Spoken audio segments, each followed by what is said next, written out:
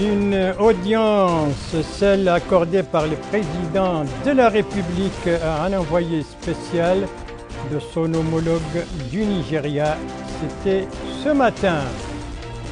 Une réunion, celle du comité interministériel chargé de l'évolution de la pandémie de la Covid-19, c'était aujourd'hui sous la présidence du Premier ministre. Un chiffre, celui des personnes handicapées qui vont bénéficier de l'assurance maladie au Bidimaka, ce chiffre c'est 300. Voilà donc pour les principaux titres de votre journal et c'est parti, mesdames, mesdemoiselles, messieurs, bonsoir et bienvenue à votre 22h de ce vendredi 5 février 2021. 22h que nous commençons par la diplomatie avec donc ce voyage, cette visite d'un envoyé spécial du Nigeria ici à Nouakchott, donc où l'on a beaucoup parlé de la coopération entre les deux pays, mais aussi des questions d'intérêt commun. Abdelrahman Hamad.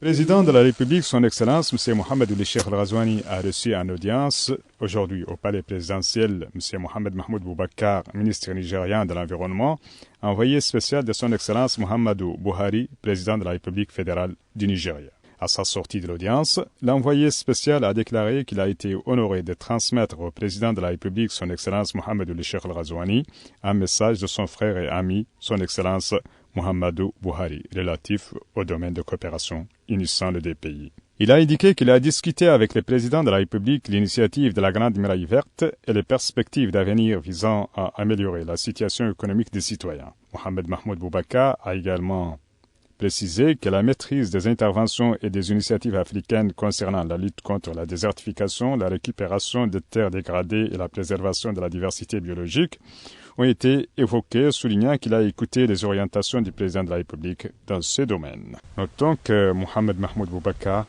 effectue actuellement une visite dans notre pays. À sa qualité d'envoyé spécial donc de son président auprès du président de la République qu'il a reçu donc ce matin, une audience qui a porté, vous venez de l'entendre et de le voir, sur les relations bilatérales, mais aussi sur les questions d'intérêt commun. Voilà donc pour la diplomatie. Venons-en maintenant à la politique intérieure. La politique intérieure est dominée, actualité oblige, par la Covid-19 et l'évolution de la pandémie de ce virus. Une évolution qui était au centre d'une réunion du comité interministériel chargé justement du suivi de de l'évolution de cette problématique. Et cette réunion, c'était aujourd'hui sous la présidence du Premier ministre. Résultat de cette réunion avec Bokar Baïleba. Au cours de la réunion, le comité interministériel a entendu un exposé du ministre de la Santé, Mohamed Nezir Ould Hamed, portant sur la situation épidémiologique dans le pays et les démarches visant l'acquisition des vaccins contre cette pandémie. L'exposé indique que les informations disponibles jusqu'à présent confirment une amélioration de la situation sanitaire. À cet effet, le comité a enregistré sa satisfaction pour les mesures prises pour faire face au coronavirus et a recommandé la poursuite de la vigilance et l'application de la prévention. Par ailleurs, le comité interministériel s'est informé sur les progrès réalisés dans l'acquisition des vaccins appropriés et des préparatifs en cours en vue de l'exécution du programme de vaccination dès que possible. Et le comité a certainement pris également connaissance des derniers chiffres qui caractérisent la situation épidémiologique en ce vendredi 5 février 2021. Alors, quels sont les derniers chiffres, les guérisons, les cas nouveaux, les décès, tout cela avec le directeur général de la santé publique. 37 nouvelles infections de Covid-19, dont 35 cas communautaires et 2 contacts. On note également 33 guérisons et, alhamdoulilah, on n'a pas enregistré de décès au cours des dernières 24 heures. Ainsi, le total de cas enregistrés depuis le début de la pandémie a atteint 16 777, dont 9 002 de contacts, 188 importés et le reste des cas communautaires.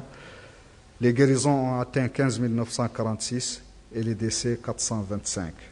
Les cas actifs ce jour sont au nombre de 406, dont 346 asymptomatiques, 43 avec des symptômes simples et 17 en situation grave.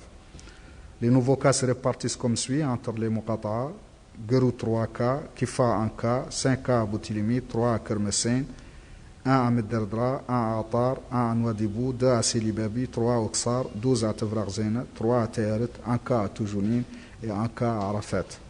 Les tests effectués au cours des dernières 24 heures sont de 973, dont 937 tests de dépistage répartis entre 518 tests rapides et 419 tests de PCR.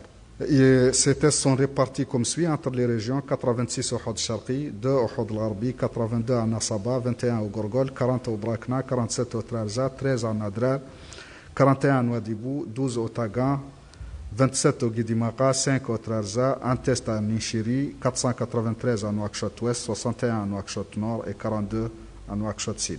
Le total de tests est donc de 194 127, dont 167 119 tests de diagnostic répartis entre 127 430 tests rapides et 39 689 tests de PCR.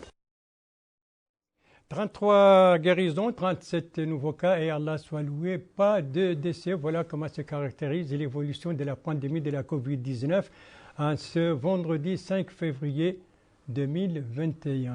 La Covid-19 provoque aussi sur un autre plan un élan de solidarité et c'est dans ce cadre que se situe ce don de l'ambassade des États-Unis au ministère de la Santé, un don qui a été remis ce matin par l'ambassadeur au conseiller du Premier ministre chargé des Affaires sociales en présence de la secrétaire générale du ministère de la Santé. En quoi consiste ce don? Élément de réponse avec Garmi Teguedi.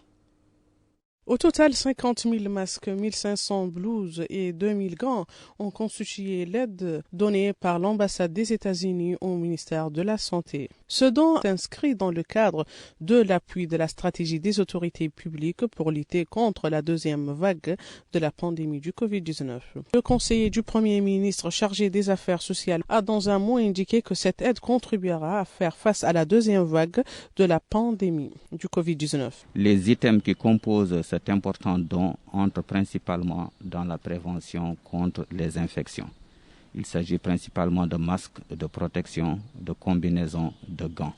Ils vont nous aider à renforcer notre dispositif établi pour protéger le corps médical, qui sont en première ligne de défense contre la pandémie.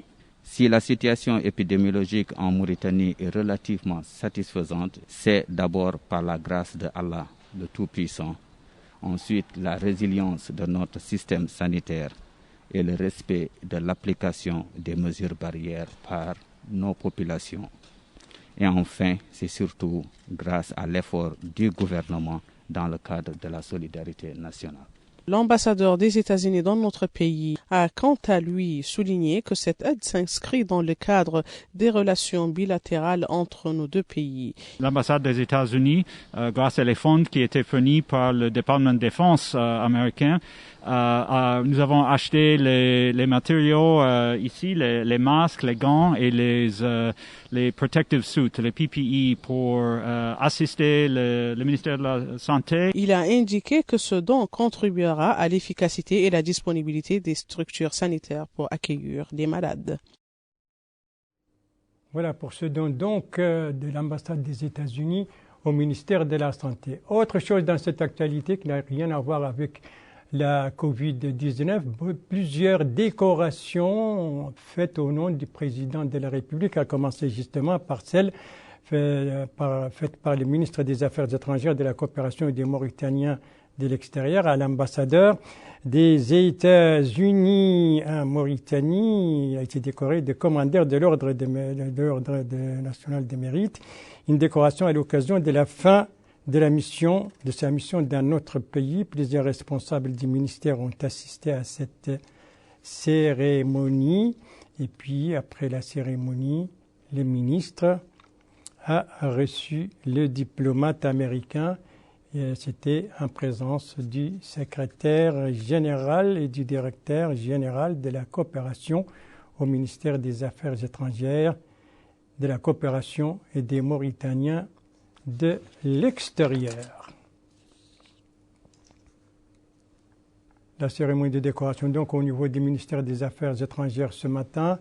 Cérémonie de décoration pour l'ambassadeur des États-Unis à l'occasion de la fin de sa mission en Mauritanie. 2 autres cérémonies de décoration, mais cette fois dans le cadre du 60e anniversaire de l'indépendance nationale. On va commencer donc par celle faite par le ministre de l'Éducation nationale, les décorations de la médaille chevalier de l'Ordre national des mérites, El Haj Mustafa B, inspecteur de l'enseignement fondamental, Mohamed Medoun Tew, un professeur et technicien principal, et El Haj Rajel Ba, directeur du collège Tanlab à Wadan.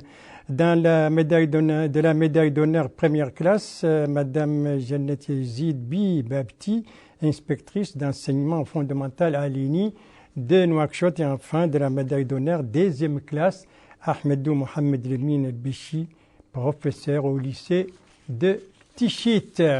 Troisième et dernière décoration dans ce journal, celle qui s'est déroulée au ministère de l'Emploi, de la Jeunesse et des Sports. Le ministre a décoré de la médaille des chevaliers de l'Ordre national des mérites, M. Mohamed Salem ou Mohamed Mahmoud Boukhres, chargé de mission au ministère, de la médaille de la reconnaissance nationale, M. Cheikh Mohamed Lemine El-Aï, directeur de l'emploi, de la médaille d'honneur de première classe, M. Abdelkader Sonkalo Dao, directeur régional à Nouakchott-Ouest, et de la médaille d'honneur deuxième classe, Mme Aïssatou Mohamed El-Hassan Tichiti, rédactrice d'administration générale.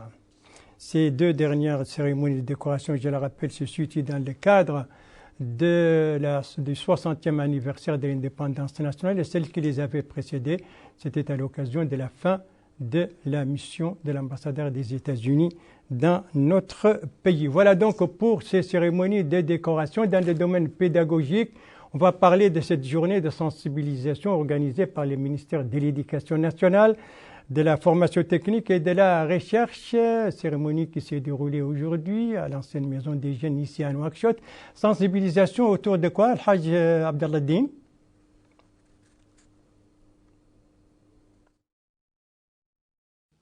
Ces séminaires organisés par le ministère de l'Éducation nationale, de la formation technique et de la réforme visent à sensibiliser sur la généralisation de nouveaux programmes des premières années primaires du collège et du lycée.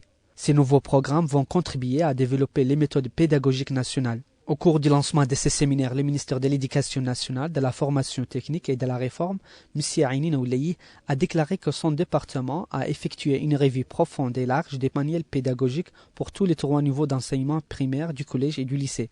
Le ministère a souligné que la réforme du département passe inévitablement par la révision des manuels pédagogiques afin que ces programmes soient en conformité avec nos choix nationaux, nos réalités culturelles et nos approches pédagogiques. À cette occasion, le ministère a salué le rôle des experts et des pédagogues nationaux au cours de cette opération de révision des programmes éducatifs. Le ministère a conclu que la finalité sublime de cette réforme est l'enfant mauritanien. Nous voulons, dit-il, qu'il soit bâtisseur, protecteur et leader de la renaissance de notre patrie.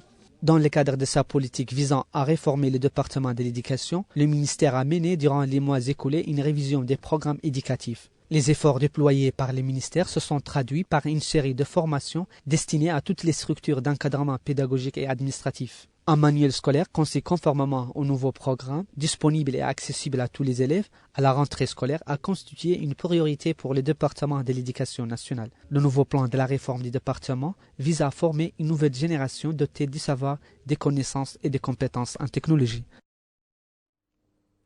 Voilà donc cette journée de sensibilisation organisée par le ministère de l'Éducation nationale, de la formation technique et de la réforme autour donc des programmes des premières années, du fondamental et du secondaire. C'était aujourd'hui à Nouakchott. Parlons maintenant de la coopération entre la Mauritanie et les États-Unis, une coopération qui vient d'enregistrer un nouveau jalon. Il s'agit du financement de petits et moyens projets en milieu rural au profit des jeunes et des femmes. Ce financement a fait l'objet d'une convention qui a été signée, d'un protocole d'accord, d'un protocole qui vient d'être signé aujourd'hui par les ministres du développement rural et par le président de la société de développement américain. Bien sûr, c'était une cérémonie par visioconférence. La Covid-19 oblige. Alors, sur quoi porte ce financement et son montant? Bokar Bayleba. L'enveloppe financière globale destinée à ce projet est de 20 millions de dollars américains sur une période de 5 ans, au cours desquels le projet sera axé sur 3 domaines: agriculture, élevage et énergie renouvelable. Bénéficiaires, les jeunes et les femmes en milieu rural.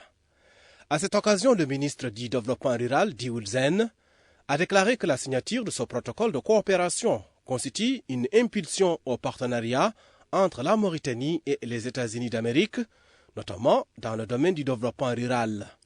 Il a affirmé que le ministère veillera sur la gestion et l'exécution de ce projet dans le but de garantir la réalisation des objectifs tracés de façon transparente et équitable. De son côté, l'ambassadeur des États-Unis d'Amérique en Mauritanie, son Excellence M. Michael Dudman, s'est réjoui de prendre part à cette cérémonie de signature du protocole, qui est le couronnement d'une année de négociations entre le ministère du Développement rural et la Fondation américaine pour le développement de l'Afrique. À noter que la cérémonie de signature s'est déroulée en présence du secrétaire général du ministère par intérim et du directeur du développement des filières animales au ministère du Développement rural. Un nouveau jalon de coopération donc avec ce financement et ce protocole de coopération signé donc côté américain par le président de la Fondation américaine de développement pour l'Afrique et le ministre du Développement rural. Sa collègue des affaires sociales était pendant 7 ans à Sélibabi, la capitale du Guidimara. Là-bas, elle a supervisé l'opération donc qui a choisi les personnes handicapées qui vont bénéficier de l'assurance maladie. Combien de personnes bénéficient de cette assurance? Élément de réponse avec ce reportage de l'un de nos correspondants permanents, Mohamed Ali Salek, dont le compte-rendu est revu en français par El Haj Abdallah Din. L'identification de 300 personnes handicapées qui vont bénéficier d'une assurance maladie est l'objet de cet atelier supervisé par la ministre des Affaires sociales, de l'Enfance et de la Famille, en compagnie du Wali de la Wilaya du Kidimara. L'opération de l'identification des personnes handicapées est effectuée en étroite collaboration avec le Bureau international du travail. En supervisant cet atelier, la ministre des Affaires sociales, de l'Enfance et de la Famille, Mme Naam Taharoun Oul-Chersidia, a rappelé que son département a mis en place une carte pour chaque personne handicapée, afin de la protéger et de la permettre de bénéficier des services sanitaires et des aides sociales. Lors de cette visite dans la wilaya du Kidimara, Madame la ministre a également supervisé un autre atelier consacré aux femmes teinturières. À cette occasion, le président du conseil régional de la wilaya du Kidimara, M. Issa Kouloubali, a exprimé son appréciation de ce projet qui va permettre l'obtention d'une assurance maladie pour 300 personnes handicapées au niveau de la wilaya du Kidimara. Tout comme il a mis en exergue l'importance de la formation des femmes teinturières qui vont bénéficier des projets générateurs de revenus. Pour sa part, le représentant du Bureau international du travail dans notre pays, M. Cheikh Cham, a manifesté la disponibilité de son organisme à renforcer la coopération avec notre pays. Il a ajouté que l'insertion des personnes handicapées dans les systèmes d'assurance maladie va de pair avec les plans et le programme de son organisme. Quant aux représentants des associations des personnes handicapées, il a loué les actions menées au profit de cette catégorie sociale, dont leur insertion dans le système d'assurance maladie. La clôture de cette cérémonie a été marquée par la distribution d'aides financières en faveur des nombreuses coopératives œuvrant dans la wilaya de Kidimara. Voilà donc pour cette cérémonie d'identification des 300 personnes handicapées qui vont bénéficier de l'assurance maladie. C'était une opération donc en collaboration avec les BIT et les bureaux internationaux de travail, opération supervisée aujourd'hui à Sélibabi par la ministre des Affaires sociales, de l'Enfance et de la Famille. Et c'est un compte-rendu de l'un de nos correspondants permanents, Mohamed Oulbilal et non Mohamed Ali Saleh, qu'on va retrouver tout à l'heure pour nous parler d'un autre atelier, mais cette fois un atelier qui se déroule à Kaïdi, la capitale du Gourgol, et il est organisé par l'ONG, Groupement Études et Développement en milieu rural. Eh bien, on va sous quel thème cet atelier a été organisé? Élément de réponse avec ce reportage de Mohamed Ali Salek, revu et présenté en français par Abdelrahman Hamad. La pérennité de la dynamique dans l'action de développement local. Tel est le thème de cet atelier organisé à Kaïdi et qui marque le démarrage du projet de renforcement des capacités des jeunes et d'appui aux initiatives locales à caractère économique. Ce projet renforcera le domaine de la sécurité alimentaire dans les zones vulnérables, appuiera le secteur informel pour l'expertise et l'expérience et élargira la sphère de concertation entre l'administration et la société civile. Ouvrant les travaux de cette rencontre, le wali du Gorgol, Ahmed Nahoul Sidibé, a salué cette initiative, insistant sur la nécessité d'accompagner les étapes d'exécution du projet et sa bonne préparation en vue de renforcer l'approche participative entre les efforts de l'État et les programmes d'action du projet. Il a également remercié les partenaires au développement pour leurs efforts appuyant le développement local. De son côté, le président du conseil régional du Gorgol, Amadou Boubacar Ba, a indiqué que le projet permettra de renforcer le développement local, particulièrement dans les zones vulnérables. Le maire de la commune de Kaïdi, Tahara Baradi, a pour sa part mis en exergue l'important apport attendu de ce projet pour accélérer le développement local à travers une coordination efficace entre l'administration régionale et la société civile. Quant au coordinateur régional du groupe de recherche et de réalisation pour le développement rural, GRDR, il a passé en revue les objectifs de ce projet mis en œuvre par le GRDR, en collaboration avec plusieurs parties, dont l'Agence française de développement, dans le but de former les porteurs des initiatives économiques sur les méthodes de gestion des projets susceptibles d'améliorer les indicateurs du développement local. Un atelier donc organisé à Kaïdi par le groupe Études et Développement en milieu rural et qui entre dans le cadre de l'appui des initiatives des jeunes et des femmes dans la wilaya du Gorgol. Merci de suivre le JTF de Mauritanie à la suite du journal avec cette réunion qui s'est déroulée aujourd'hui au port autonome de Nouakchott du port de l'Amitié. Une réunion qui a regroupé la direction de cet établissement avec les représentants des différents syndicats des dockers. Alors, qui visait cette réunion? Élément de réponse avec Melika Nakli. Les différentes parties à ces concertations ont intégré de nouveau la salle de réunion afin de trouver solution aux points de désaccord et aux revendications des dockers. La rencontre vise à lutter contre toute forme d'injustice. Cette réunion rassemble les différents syndicats de dockers et les responsables du port autonome de Nouakchott, connu sous le nom de port de l'Amitié. Les représentants des différents syndicats de dockers soulignent être parvenus à des avancées notoires sur les points de litige. Ce docker indique que les reproches sont portés à l'endroit de certains qui étaient là et qui ne respectaient pas les droits des travailleurs, car le docker, dit-il, est apte à travailler 24 heures sur 24 pour peu qu'il obtienne ses droits et qu'il ait de quoi faire vivre sa famille. Cet hôte souligne que les choses redeviendront comme ce qu'elles étaient auparavant en ce qui concerne le port.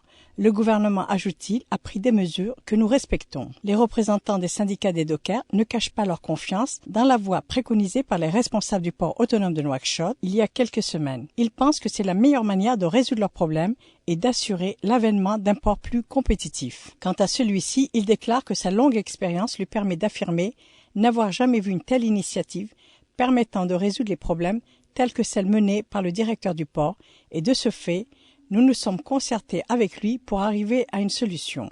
Nous n'avons, dit-il, jamais trouvé de solution à nos problèmes avant la venue de ce directeur du port chargé de résoudre cette question.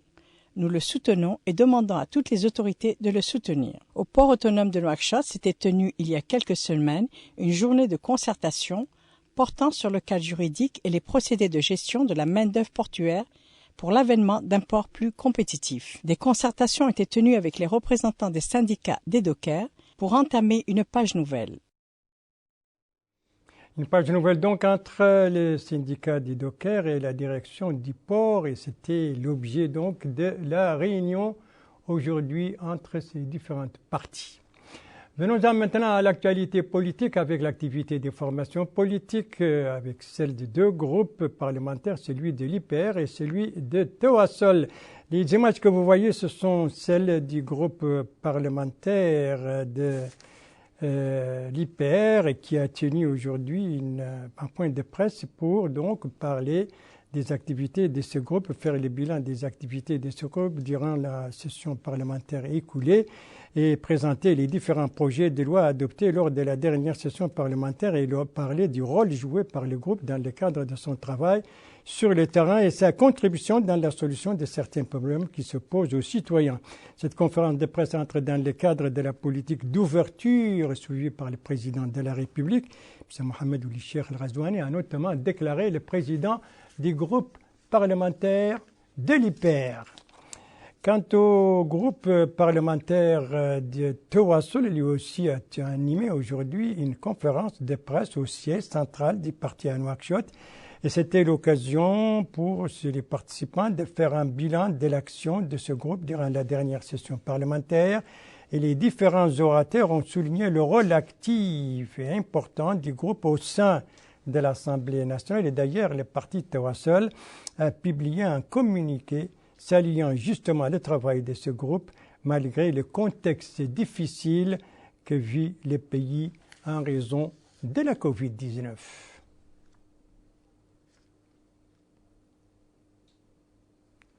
Ça, ce sont quelques séquences du groupe parlementaire de Tawassul.